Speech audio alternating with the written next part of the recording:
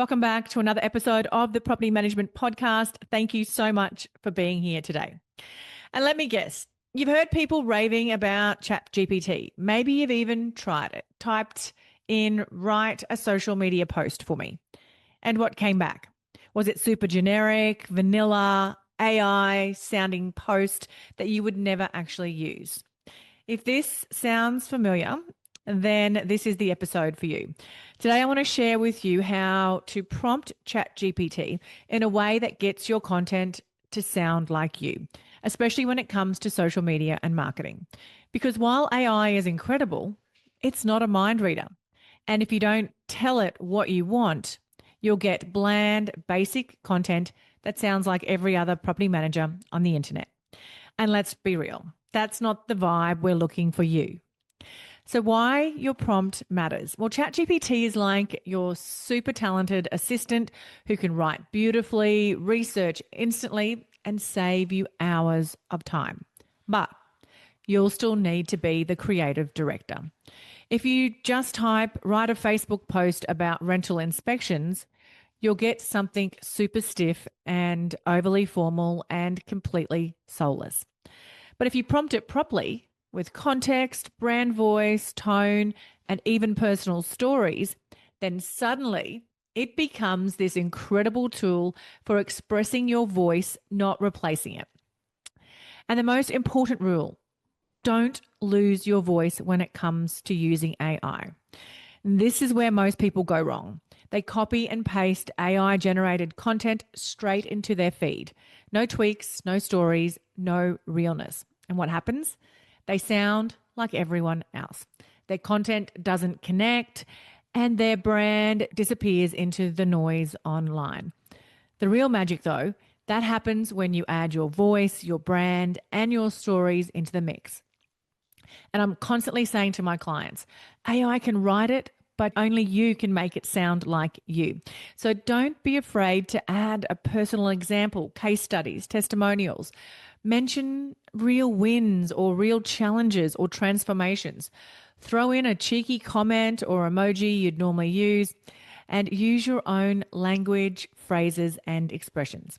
That's what builds connection and that's what builds trust. And that is why we are promoting our businesses online, is because we really want people to trust us. We're able to build that trust on a larger scale than has ever been possible before. We also want to build our expertise as well. But trust is the first step anyone will take. Once they trust us, that's when they will reach out and want to do business with us.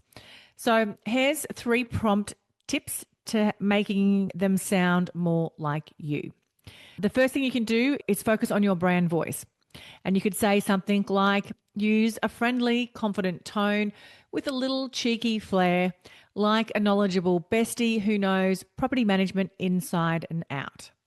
You want to also call out your audience. So you want to say something like, speak to overwhelmed landlords who want more clarity and confidence, not jargon. And you want to include your real life stories. For example, you could say, mention a time I helped a client avoid a rental nightmare by doing a proactive inspection or trusting my gut instincts.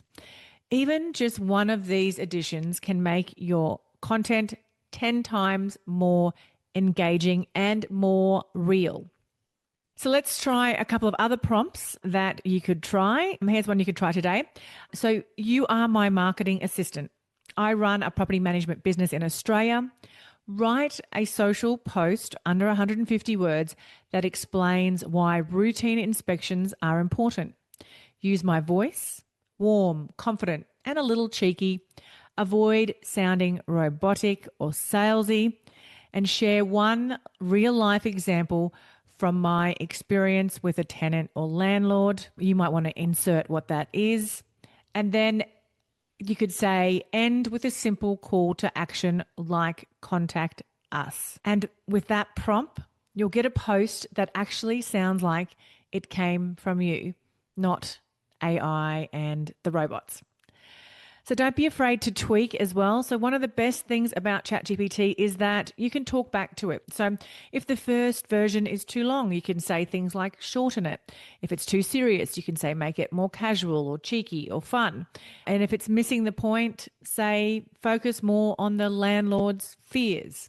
Treat it like a conversation, not a one and done. So how do I use ChatGPT in my business? And these are some of the ways that you could use it too. So I use it to brainstorm content themes for the month. I draft captions and then I tweak them to add my own voice.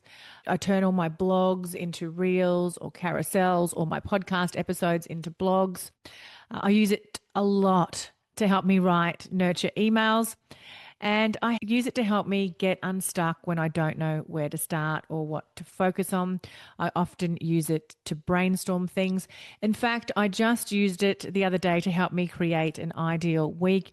I was feeling a little bit overwhelmed with all the different businesses and tasks on my plate, and it created the most amazing ideal week for me. I now need to start sticking to it. That's the next challenge. So maybe ChatGPT can help me with that step as well. But the best part is that it frees up your brain to do more of what you love while still showing up consistently and professionally. And just remember, ChatGPT is a tool. You are the brand. So don't outsource your voice. Use AI to support your creativity and not replace it. And with the right prompts, a sprinkle of personality, and a dash of storytelling, your content will not only be easier to create, it'll actually connect. And if you want some ready to go prompts and frameworks, let me know. I will whip up a cheat sheet just for you. I do have some cheat sheets in our Facebook community as well, PM support, or if you're a PM Accelerate member inside our Facebook group, there is a whole host of AI tools in there as well. So that's it for this episode. Thank you so much for joining me. And if this has helped you shift your mindset around AI and content creation, please let me know, or tag somebody else in property management that you feel needs a little support with AI at the moment. Can I ask you a quick favor before you leave this episode? Now, we all know how important reviews are for businesses these days, and mine is no different.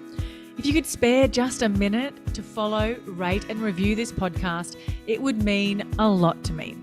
In fact, what would get me super excited is if you share this podcast with someone in the industry who you think might need to hear some of the episodes right now. And if you'd like to find out more about working with me or any of the products I have to help you start, grow, or scale your property management business, head to my website, thatpropertymum.com.au, or check out the links in the show notes.